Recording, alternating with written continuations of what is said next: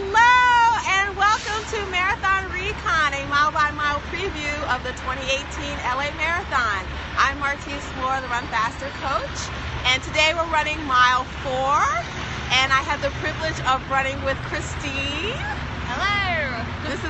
Kristine's a veteran runner, so she knows all about mile 4, so we're going to ask her all about her experiences. So let's get started. Okay, well, mile 4, we just came down like a downhill, so you're probably feeling pretty good right now. Oh, yeah. Still pretty confident. Only 20-some more to go.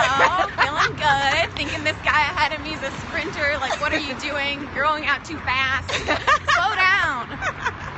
Oh, he'll figure it out once he gets to the uphill. Oh, yes. Or mile 14. Or mile 14. So, Kristine, tell us, what number marathon is this for? LA Marathon is this for you? This is my lucky number 3 LA Marathon. Okay, and you actually run with the LA Roadrunners. Is that what we see on your shirt? Like... Yes, I'm a pacer for the LA Marathon as of this year.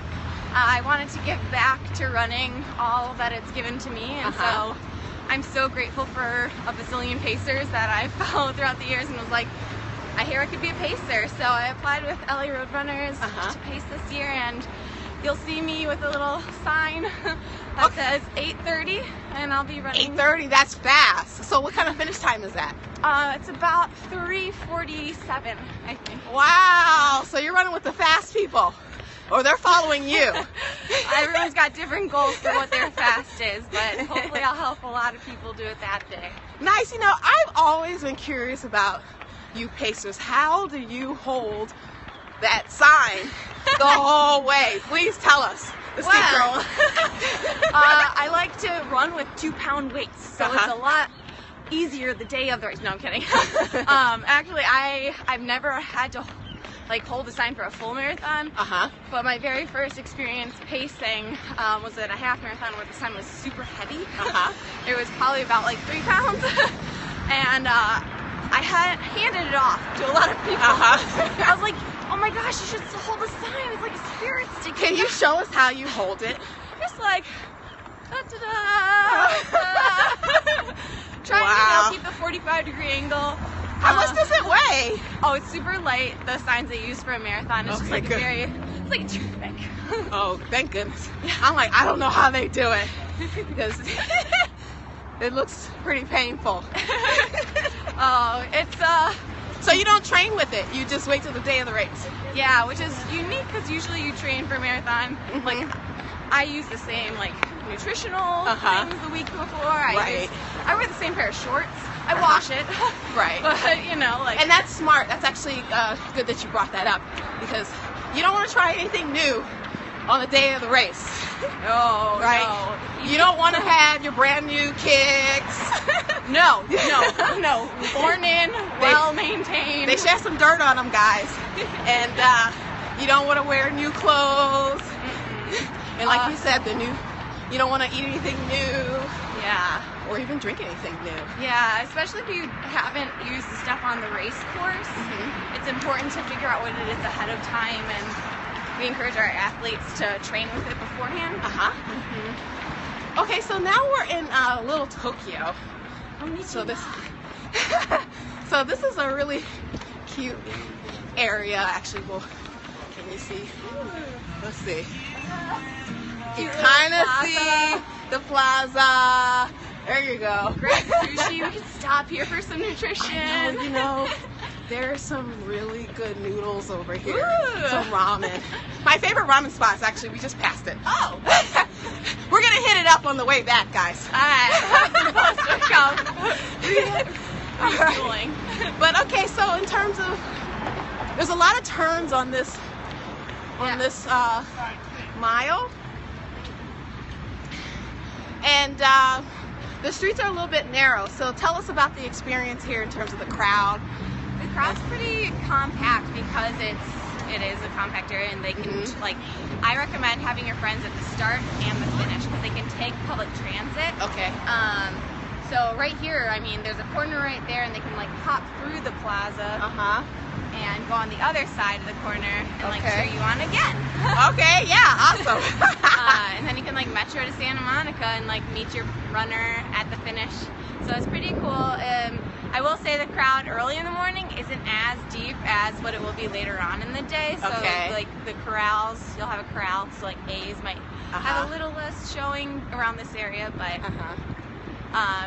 yeah, since it is tight, be careful of other runners. And I always give the advice of like, you know, be really humble. Like everyone's trying to finish the race, like you know, unless you're like an elite, don't act like you have an elitist personality. Just like apologize if you hit someone.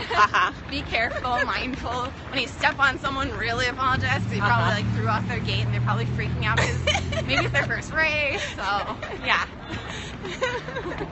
We just got called great. Oh, so, okay, yeah. There's some of that on the course, but it's not. Be respectful, fans. Okay, let's squeeze through. Don't hit us, cars. Thanks. There aren't cars on the race course, which is great. Yes, that is absolutely the best time. The only time you can run in LA with don't have to worry about any traffic. You'll actually beat traffic if you run LA Marathon than if you were to drive. Yeah, you're not a real LA runner until you're sitting in your car thinking, I could run this faster than I'm going right now.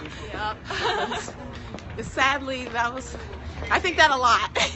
Same here. I have this rule that... Okay, another turn, guys. Yep. This is another spot. A lot of people have apartments around here, so they're coming down and cheering, or they're cheering from their balconies up here. See, there's a lot of... Well, I can't really get it, but you guys... It's up there. It's up there. Believe. But yeah, I have this rule about traffic. If I can get there, like, within 10 minutes... like slower, like biking or running, I'll just run or bike there. Unless the weather is inclement, which is rarely, or if it's like over like 5 miles away. But traffic's a real thing here. Yeah, it's very real. So we just came off the street that's like the most east part of the race. So now we're running west, heading out of downtown. So the battle to the west begins. Cool. So tell us about like some of the things you've learned over your past LA marathons. Like, what are some lessons that you give your people and the LA road runners? Like some advice that you give them? Yeah. I always say if you ever give up faith in humanity, go watch the end of a marathon. It's a really beautiful journey, and I think you have to emphasize the journey. Like, the finish line is really emotional, but I mean, I say like the lessons you get while you run is just grit. Like, you realize how much like power the human spirit has. Like at mile 22, when you're going up a little bit of a hill, to get that forgiving, really nice downhill finish at the LA Marathon, you realize like you've come so far. Why stop now? Right. And like, so many people are so kind along the course too. They'll see people struggling, and obviously like people like pat them on the back, like, you got this, which if you're running, highly encourage you to do. Right. The volunteers, I always say thank you to them, because it's like, just like you see so much like spirit of generosity along the marathon course. Whether you're giving yourself as an athlete and like accomplishing a goal, right, or like the volunteers coming out to help. Yeah, that's one of the great things about LA Marathon, is it's one of the big events that helps unite the city. Yeah, definitely. And there's so many neighborhoods, and it's so expansive, and you realize just how small LA really is. Right. When you're in the heat of the marathon, and it's like you have people of every different background, like people from other countries. They all come together for just this race in this vast city. So there's a lot of things to learn from it. Okay, so you told me in confidence that you didn't really train for the first time you did it. So I know no one who's watching this is gonna do that, but just in case, what were some of the hard lessons that you learned? Well, even though you've ran one marathon, you know, no, to be honest, it was one of the most fun marathons, because I didn't have the stress and pressure of like, Yeah. I'm really going to, like, I want this time. Right. Or, I want to like beat this whatever. I had fun. Like, I had just joined a group of runners in downtown LA called DTLA Run Club. And one of the guys gave me his bib on the Thursday before the marathon. I was like, you ran a really great marathon once. You should probably run it for me. And I did DQ for him, I'm pretty sure. Oh, no. No, I didn't. No. But no, I ran it. Like, I had so much fun, and I really took in the sights. And like, running can, like, everything's so mental with running. Like, you can torture yourself, or you can be like, oh my gosh, like, I've never seen this part of town, not in my car. This is gorgeous. And like, I ran with a couple of friends who were running at a slower pace, and so by mile 16, I had been like jogging, and I felt like, okay, like, I'm being very conservative, and that's something that you learn. Like, when you're feeling tired, slow down. Right. When you're feeling like you want to give up, focus on the fun of it. Like, you've worked so hard. Or you haven't. But like, you can be really masochistic and like just be like the whole time like, oh God, it's so hot. I'm dying. I should have trained harder. Or you'd be like, you know, this is really hard. I'm gonna feel so proud of myself at the end. You know, that's great advice. So definitely want to echo that there's going to be some serious mental and physical challenges and things you didn't plan that are going to happen in your race. And like Kristine was saying, you know, try to look at it as a way to motivate yourself to keep going, to get to the finish line quicker.